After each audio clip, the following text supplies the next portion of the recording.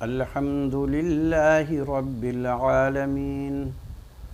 تمام تعریف اللہ رب العالمین کے لیے ہے جو عرش عظیم کا مالک ہے اور سارے جہانوں کا بادشاہ ہے۔ میرے معزز نوجوان ساتھیوں، السلام علیکم ورحمۃ اللہ تعالی وبرکاتہ۔ آج میں مختصر سورہ بقرہ سے تلاوت کر کے اس کا ترجمہ آپ کو اور تفسیر بیان کر رہا ہوں۔ اگر اللہ رب العالمین صحیح بتانے کی توفیق عطا فرمائے، اور میں ان دونوں گوٹھوں کے بارے میں بھی بتاؤں گا جو غریبوں کے ساتھ ظلم کیا گیا ہے، اور آپ لوگوں سے درخواست کر رہا ہوں کہ آپ لوگ اس ویڈیو کو حکام بالا تک پہنچانے کی کوشش کیجیے گا تاکہ آپ بھی اس کار خیر میں حصہ آپ کو بھی مل جائے۔ اور یہ ایک بہت بڑا کام ہے جو غریبوں کو حق دلانا، کیونکہ لوگ حقوق کے بارے میں جانتے تو ہیں اور کچھ انجانے بھی ہیں، لیکن جو پڑھے لکھے لوگ ہیں وہ سب جانتے ہیں کہ بنیادی حقوق کیا ہے انسان کے لیے، اور وہ حق اس کا کھا جاتے ہیں، حق مار دیتے ہیں۔ لہٰذا اس سے بہت بچنے کی ضرورت ہے، کیونکہ حق اللہ جو ہے وہ تو اللہ رب العالمین توبہ سے معاف فرما دے گا، لیکن حق العباد جو ہے اس کے لیے پھر توبہ کام نہیں آئے گی، اس کے لیے اس کا حق ادا کرنا پڑے گا۔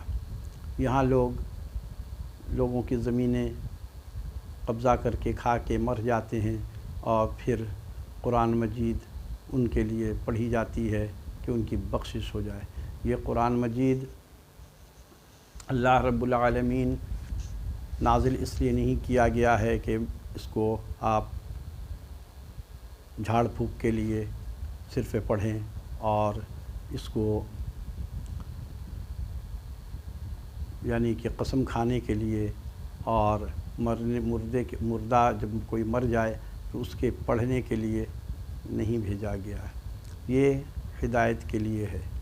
لہذا اس قرآن مجید کو پڑھیں اور سمجھیں۔ جو لوگ قرآن مجید سے اپنا لو لگا لیتے ہیں تو قرآن مجید کی یہ برکت ہے کہ وہ شخص گمراہ کبھی نہیں ہوتا۔ اور ہمارے علماء کرام کبھی کبھی ایسی باتیں بھی کر دیتے ہیں کہ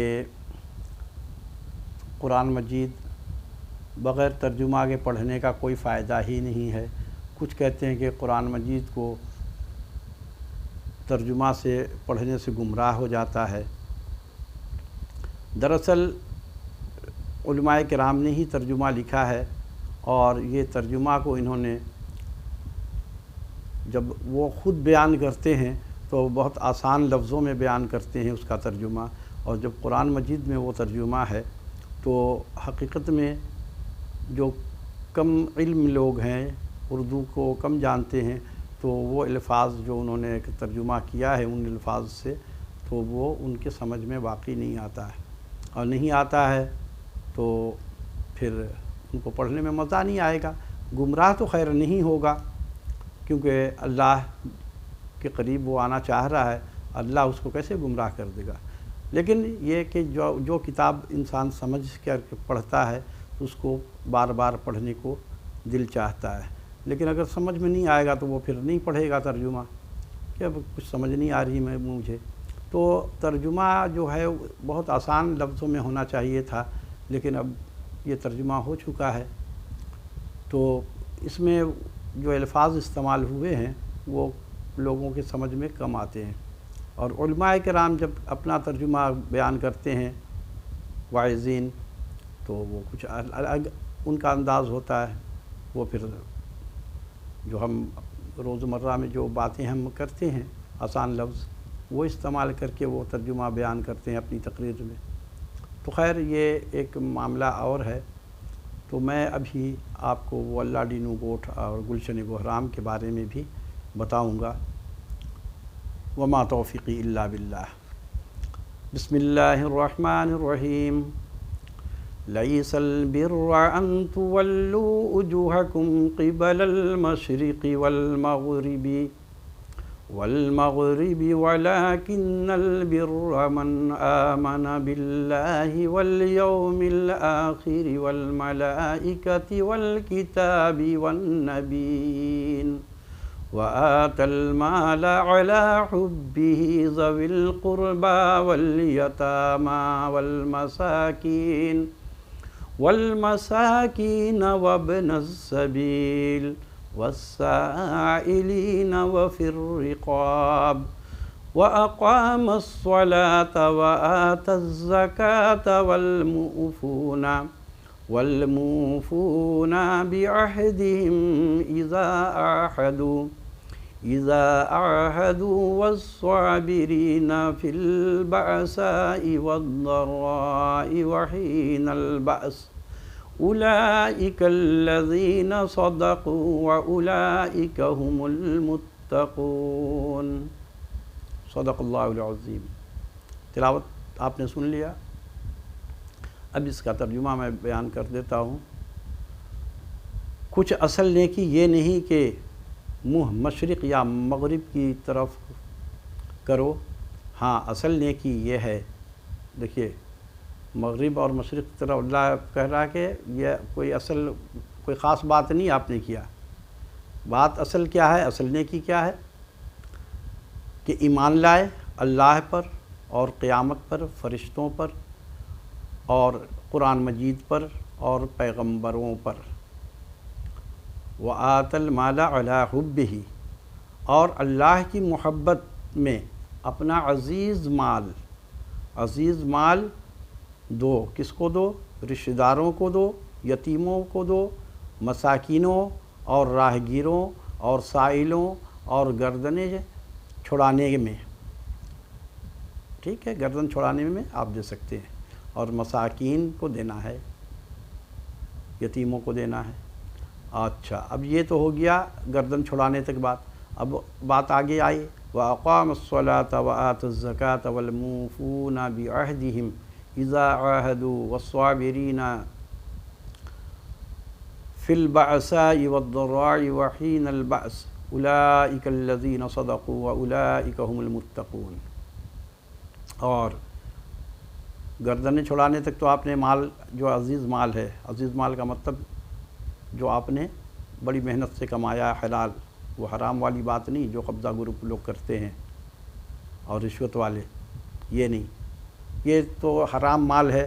اس کو تو آپ گھر میں اگر آپ نے کسی وجہ سے لے آئے، اگر آپ نے کو پتہ نہیں تھا، غفلتی میں آپ نے حرام کما لیا، اب اس جتنا حرام مال آپ کے پاس ہے سب کو گھر سے نکالیں، یہ لعنت ہے، اس لعنت کو تو گھر سے نکالنا پڑے گا۔ اچھا، اس کے بغیر آپ کی خیر نہیں ہے، تو یہ حرام کے مال کو تو باہر نکالنا ہے، اور بغیر ثواب کی نیت سے، یعنی جس کا مال ہے، جس سے ہم نے لوٹا ہے، اسی کو اس کا اجر اللہ دے دینا، ہم نے تو اس کو بانٹ دیا لوگوں میں، اس کو تو نکالنا ہے۔ اب حلال مال اللہ کی راہ پہ دیا جاتا ہے، حرام مال کا تو کوئی کام ہی نہیں، حرام تو آپ نے کمایا، یہی تو سب سے بڑا گناہ ہے، اب کیا اس سے ثواب حاصل ہوگا؟ تو وہ تو نہیں۔ تو یہ اپنا عزیز مال جو آپ نے کمایا زندگی میں، اس کو اللہ کے راہ میں اتنی جگہوں پہ دینا ہے، مساکین میں اور رشتہ داروں میں اور گردن چھڑانے والوں میں، ان سب میں دینا ہے۔ اور اس کے علاوہ بھی بہت سارے کام ہیں، اس میں بھی آپ دیجئے، جیسے مساجد ہیں، مدارس ہیں، اس میں دیجئے، شادی بیاہ لڑکیوں کی ہو رہی ہے، یتیم لڑکی ہے، اس میں آپ دے سکتے ہیں۔ تو یہ یعنی کہ اپنا مال کو خرچ کرنا ہے، یہ تو ہو گیا۔ وَأَقَامَ الصَّلَاةَ، اور نماز کو قائم رکھے اور زکوٰۃ دے اور اپنا قول پورا کرے۔ قول پورا کرنے والے جب عہد کریں، اور صبر کرنے والے مصیبت اور سختی میں، اور جہاد کے وقت یہی ہیں جنہوں نے اپنی بات سچی کی اور یہی پرہیزگار ہیں۔ تو پتہ یہ چلا کہ پرہیزگار ہونے کے لیے یہ سارے شرائط کو ہمیں ماننا پڑے گا اللہ کی۔ اگر اس سے ہٹ گئے آپ، کہ آپ نے چلو نماز بھی پڑھ لیا، آپ نے عہد بھی پورا کیا، صبر بھی کیا، آپ نے سختی کے وقت جہاد بھی کی، جہاد میں حصہ بھی لیا، سب کیا، لیکن اپنا مال خرچ نہیں کیا، مال کو داب کے بیٹھے رہے، تو پھر آپ پرہیزگار میں شمار نہیں ہوئے۔ یہ اللہ نے متقی پرہیزگار لوگوں کے لیے یہ بیان کر دیا ہے کہ یہ آپ کے اندر یہ کوالٹی جب ہوگی تو آپ پرہیزگار ہیں، ورنہ آپ پرہیزگار نہیں ہیں۔ ورنہ تو لوگ 4 وقت کی نماز پڑھنے والے کو بھی بہت بڑا متقی سمجھتے ہیں اور لوگ اپنا بڑا ٹائٹل بنا لیتے ہیں، تو ایسا نہیں ہے۔ تو یہ دکھاوے والی باتیں کرنا یہ اچھی بات نہیں ہے، تو ریاکاری سے اللہ بچائے، کیونکہ ریاکاری کا مطلب یہی ہوتا ہے تکبر، اور تکبر جو ہے اللہ کو پسند نہیں ہے۔ تکبر کے متعلق اللہ رب العالمین نے قرآن مجید میں فرمایا کہ جو تکبر کرے گا وہ ہمیشہ جہنم میں رہے گا۔ قرآن مجید کی آیت بھی سنا دیتا ہوں، قیل ادخلوا ابواب جہنم خالدین فیہا ابدا، جو جہنم میں جائیں گے وہ تکبر کرنے والے لوگوں کی تعداد بہت زیادہ ہوگی، کیونکہ تکبر آج بہت زیادہ ہے، کسی کو اپنی، ہر آدمی اپنے اپنے کام کا تکبر کر رہا ہے۔ تو اب دیکھیے یہ شرائط ہیں مومن کے لیے کہ پرہیزگار متقی وہی ہیں جو اس پہ چلیں۔ اب دیکھیے یہاں پر جو میں بات آپ کو سمجھانا چاہ رہا تھا اللہ ڈینو گوٹ والی، وہ میں بتاتا ہوں کہ اللہ ڈینو گوٹ کراچی کی بات ہے، سرجانی ٹاؤن کے ساتھ ہے، اور پرل ولاز بھی ہے وہاں پر، وہ بن رہا ہے، تو اس کے ساتھ یہ گوٹ ہے، اور حاجی صاحب نے 2007 میں اس کی پلاٹنگ کی تھی۔ اس کا تھانہ جو ہے منگو پیر ہے، اور گلشن گہرام یہ نیو لیاری پہ ہے واقع، اور اس کا تھانہ سرجانی ٹاؤن ہے۔ ان دونوں گوٹوں میں نے بھی پلاٹ لیا لوگوں کے کہنے پہ، اب مجھے کچھ پتہ نہیں تھا کہ گوٹ ووٹ کے معاملات کا، تو لوگوں نے لیا، میں نے بھی لیا۔ لینے کے بعد حاجی صاحب سے دوستی ہو گئی، حاجی صاحب نے ایک پلاٹ کے بعد کئی بولتے گئے آپ لے لیجئے، ڈاکٹر صاحب آپ لے لیجئے۔ خیر میں نے ان کو اچھا سمجھا، میں نے 6 پلاٹ اللہ ڈینو گوٹ میں لیے، اور گلشن گہرام میں 1 لیا تھا۔ وہاں الجیلانی اسٹیٹ والے نے پلاٹنگ کروایا تھا۔ بعد میں مہر اللہ جب قسطیں سارے لوگوں نے ادا کر دیے، وہ تو بھاگا کیا کہ اس کو بھگا دیا گیا، ان کی آپس میں بات ہی یہی ہوتی ہے کہ تم بھاگ جانا پھر ہم آ جائیں گے۔ پھر مہر اللہ نام کا ایک شخص آ کے قابض ہو گیا اور سب کو بھگا دیا کہ یہ سب پلاٹ ہمارا ہے اور ہم کسی کو نہیں دیں گے۔ اس نے سب کو باری باری بیچ دیا، ہمارے پلاٹ کو بھی بیچ دیا، اور حاجی صاحب کو تو پتہ نہیں، اللہ جانے اس کو اچانک مر گئے۔ اور وہاں کچھ معاملات ہیں، کچھ میرے پاس ایویڈنس ہے ان کے، جو میں ضرورت پڑے گی تو عدالت میں پیش کروں گا۔ تو حاجی صاحب کو ٹھکانے بھی لگانے میں ان لوگوں کا ہاتھ ہے، ان کے بیٹے اور بھتیجے۔ حاجی صاحب کو دنیا سے کوچ کر گئے، وہ یہ لوگ قابض ہو گئے، سب کو بے دخل کر دیا، کسی کو پلاٹ دے نہیں رہے۔ میں گیا، مجھ سے لڑائی جھگڑے، مجھ سے بدتمیزی کی اور دھمکیاں دینا شروع کر دیا، تو پھر میں نہیں گیا، میں پھر کورٹ میں پیش ہو گیا بھائی، میں مقدمہ کر دیا۔ اب وکیل صاحب لوگوں کا بھی ایمان کہ ایک لوٹا ہوا انسان آیا ہے، اس کو وہ بھی لوٹنے کے چکر میں 2 وکیل تبدیل کر دیا، پیسے ختم ہو گئے، اب میں بیٹھ گیا۔ اس کے بعد یہ سارے لوگ جو ہیں، ان لوگوں سے بھی کچھ رابطے ہوئے ہمارے، لیکن وہ سب غریب لوگ ہیں، وہ افورڈ ہی نہیں کر سکتے وکیل، عدالت کا فیس کہاں سے دیں گے؟ 1-2 لاکھ روپیہ وکیل صاحب اچھے وکیل مانگ لیتے ہیں۔ تو غرض یہ ہوا کہ میں نے پھر پرائم منسٹر صاحب کو بھی لکھا، اس ٹائم شہباز شریف صاحب نئے بیٹھے تھے، ان کو میں نے خط لکھا۔ صدر مملکت عارف علوی صاحب کو بھی لیٹر لکھا 2-3 مرتبہ، انہوں نے تھانے کو ریفر کر دیا، جائیے تھانے میں۔ اب تھانے والا تو وہاں کھا کر کے بیٹھا ہوا ہے، وہ تو اس کا غلام ہوتا ہے، تھانے دار جو ہے SHO وہ نوکر ہے اس گوٹ کا۔ کیوں کہ یہ وہاں بھتہ لیتا ہے۔ جب آپ کسی کے دیکھیں، انسان جب کسی سے رشوت لے گا تو اپنا وقار کھو دے گا، پھر اس کی بات ماننی پڑتی ہے۔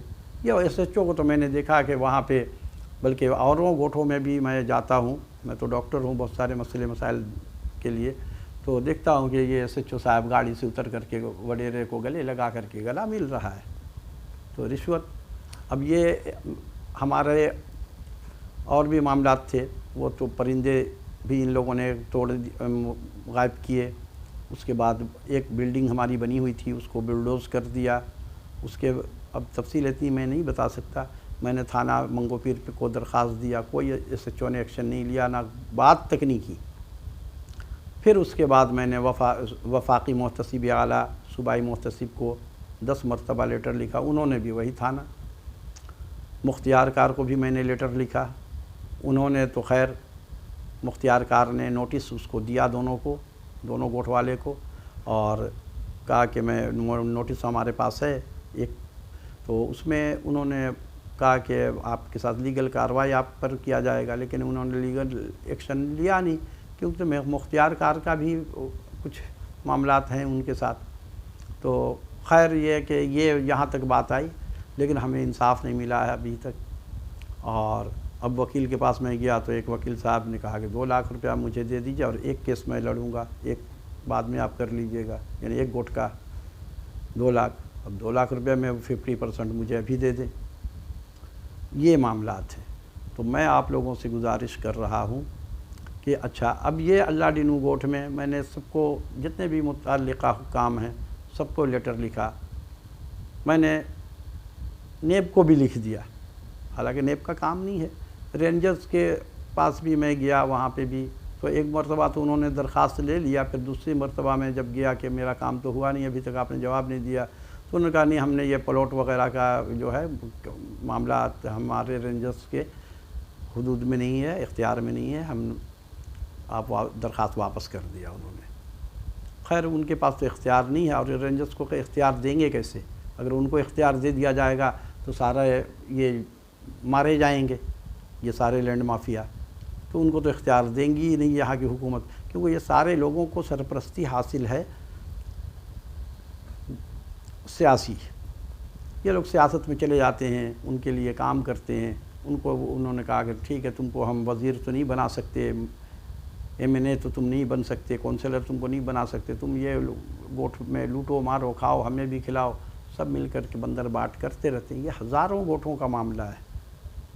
میں تو صرف ابھی 2 پہ آیا ہوں، ابھی پھر آؤں گا، یہ جنگ میں ختم نہیں کروں گا، مجھے حالانکہ خطرہ تو ہے ان لوگوں سے، لیکن اللہ اگر حفاظت کرے گا تو یہ میرا کچھ نہیں بگاڑ سکتے۔ تو میں نے پھر یہ سارے لوگوں کو خطوط لکھے، لیکن کسی نے بھی کچھ کام نہیں کیا۔ میں نے ملک ریاض کو بھی خط لکھا، اور یہ جو این جی اوز والے بڑے چمپئن بنتے ہیں غریبوں کے غمخوار، میں نے ان کو بھی خط لکھا، انصار برنی کو، کہ آپ ہمیں وکیل پرووائڈ کریں، اور ملک ریاض کو بھی کہا کہ مجھے وکیل پرووائڈ کریں تاکہ میں یہ غریب لوگوں کے لیے مقدمہ کر کے ملے نہ ملے حق، لیکن کم سے کم یہ تو رہے گا کہ ہاں ہم نے کوشش کی، نصیب میں نہیں تھا۔ لیکن انہوں نے بھی جواب نہیں دیا۔ ویسے ملک ریاض صاحب کروڑوں روپیہ بانٹ دیتے ہیں، تو کیا ہے کہ وہاں سے 1 کروڑ دیتے ہیں حکومت کو تحفہ، 20 کروڑ کا کام کروا لیتے ہیں، اور یہ جو بچہ گود میں لے کر کے لوگوں کو دکھاتے ہیں کہ ہم بڑے انسان کے ہمدرد ہیں۔ ارے بھائی اس سے زیادہ اور کون سا بڑا کام ہوگا کہ لوگ اپنی پوری زندگی کی کمائی، ایک غریب آدمی پوری زندگی میں 1-2 لاکھ روپیہ جمع کرتا ہے اور وہ اس کو اڑا گئے۔ اب وہ 50-60 سال کی عمر کا آدمی لیا پلاٹ، اب وہ کیا جمع کر سکے گا؟ اس کی پوری زندگی کی کمائی یہ کھا گئے۔ تو ان کو انصاف دلانا چاہیے۔ یہ انصار برنی لوگ جواب تک نہیں دیا، اور فنڈ مانگ لو۔